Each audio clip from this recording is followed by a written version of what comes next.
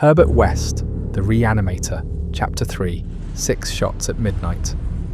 It is uncommon to fire all 6 shots of a revolver with great suddenness when one would probably be sufficient, but many things in the life of Herbert West were uncommon. It is, for instance, not often that a young physician leaving college is obliged to conceal the principles which guide his selection of a home and office.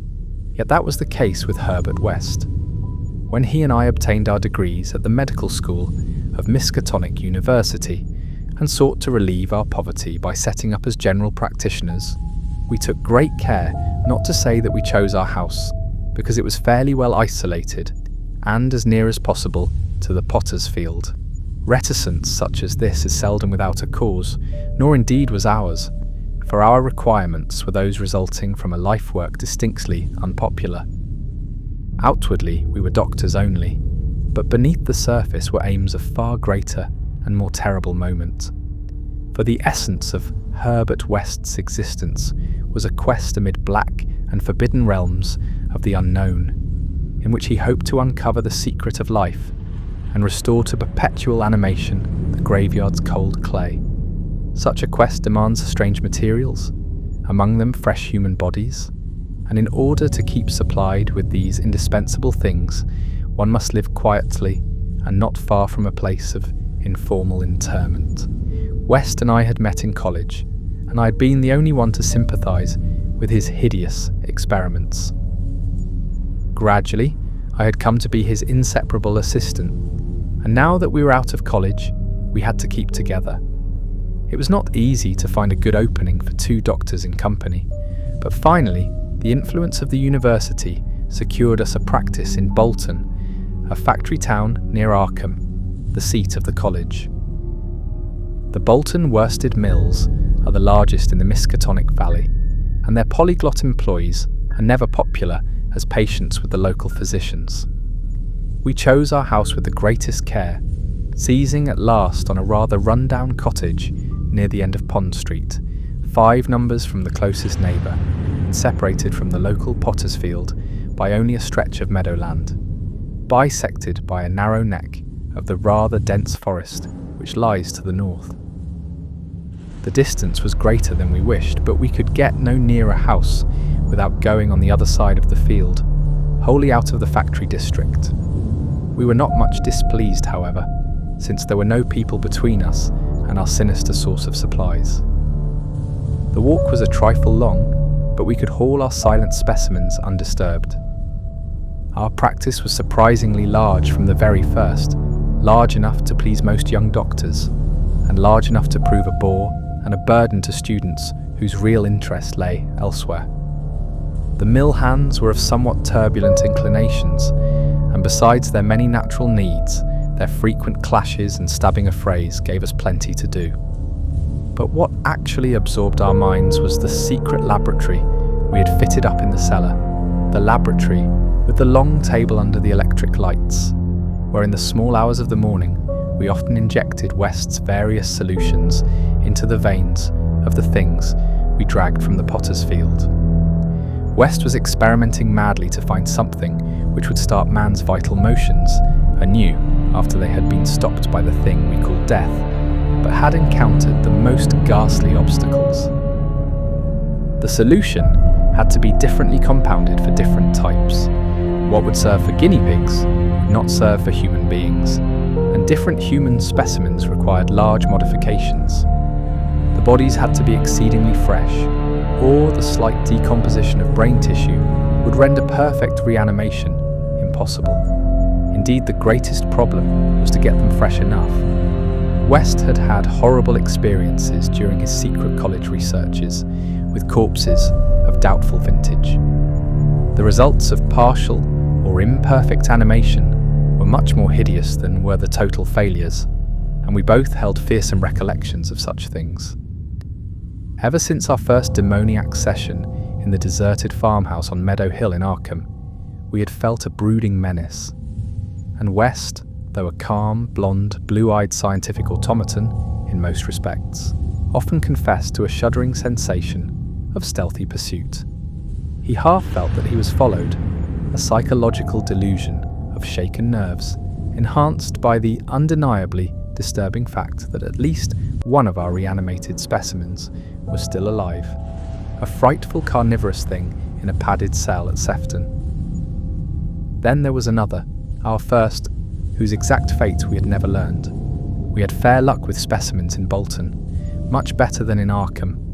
We had not been settled a week before we got an accident victim on the very night of burial, and made it open its eyes with an amazingly rational expression before the solution failed. It had lost an arm. If it had been a perfect body, we might have succeeded better.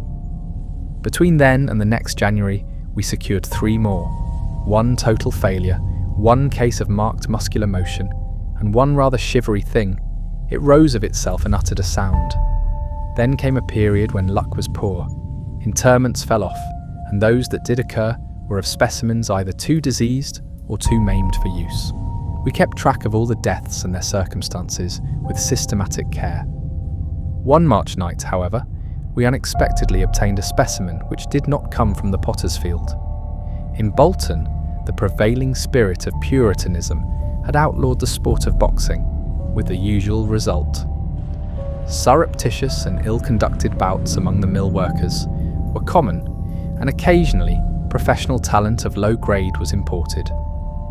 This late winter night there had been such a match, evidently with disastrous results, since 2 timorous Poles had come to us with incoherently whispered entreaties to attend to a very secret and desperate case.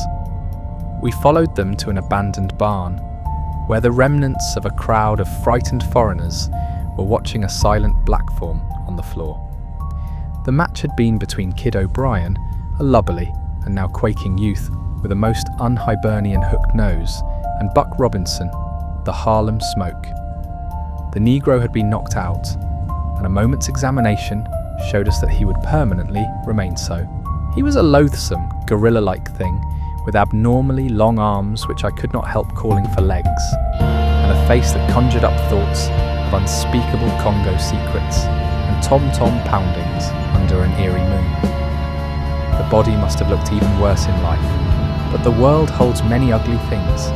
Fear was upon the whole pitiful crowd, for they did not know what the law would exact of them if the affair were not hushed up, and they were grateful when West, in spite of my involuntary shudders, offered to get rid of the thing quietly, for a purpose I knew too well.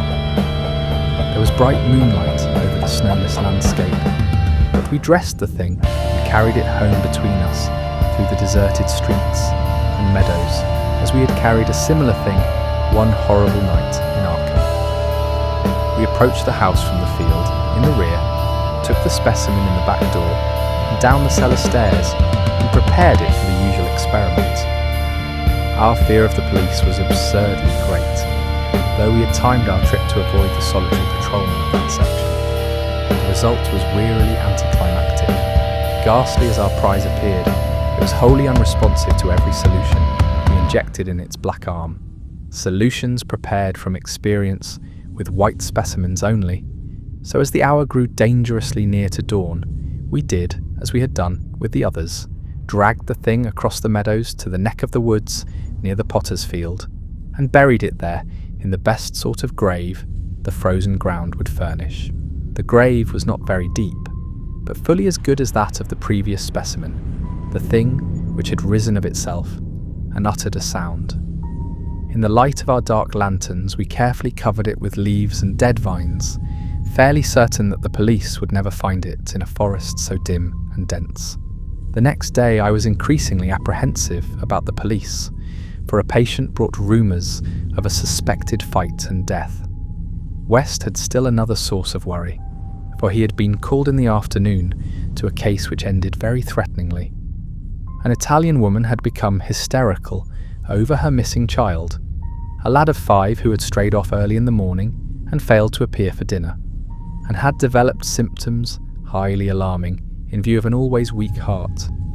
It was a very foolish hysteria, for the boy had often run away before, but Italian peasants are exceedingly superstitious, and this woman seemed as much harassed by omens as by facts.